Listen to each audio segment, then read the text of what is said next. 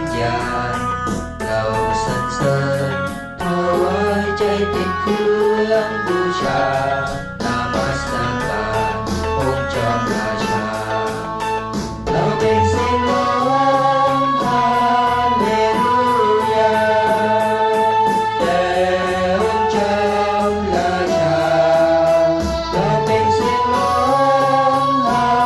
เลลูยาแด่องค์จอมราชาองค์พระเยซูเราขอสรรเสริญเถิดทูลพระองค์เพราะเรารักพระองค์เราแสงส่องถวายเกียรติและสาธุดีนมัสการพระนามพระองค์เราเป็นเสียงร้องเชิญพระเยซูสถิตท่ามกลางชาวเราเราเป็นเสียงร้องเชิญพระเยซูสถิตท่ามกลางชาวเราองค์พระชิดเจ้าองค์แห่งความสาวาลูกขอถวายดวงจิตวิญญาณ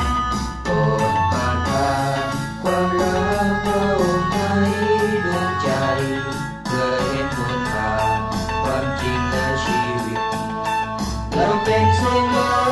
งเชิญพระชิดเจ้าโปรดเสด็จลงมาเราเป็นเสียงร้องเชิญพระชิดเจ้าโปรดเสด็จลงมาเราเป็นเสียงร้องฮาเลลูยาแด่องค์จอ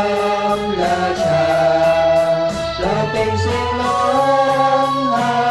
เลลูยาแด่องค์จอมราชาเราเป็นเสียงร้องเชิญพระเยซูสถิตท่ามกลางชาวเราเราเป็นเสียงร้องเชิญพระเยซูสถิตท่ามกลางชาวเราเป็นเสียงร้องเชิญพระชิดเจ้าโปรดเสด็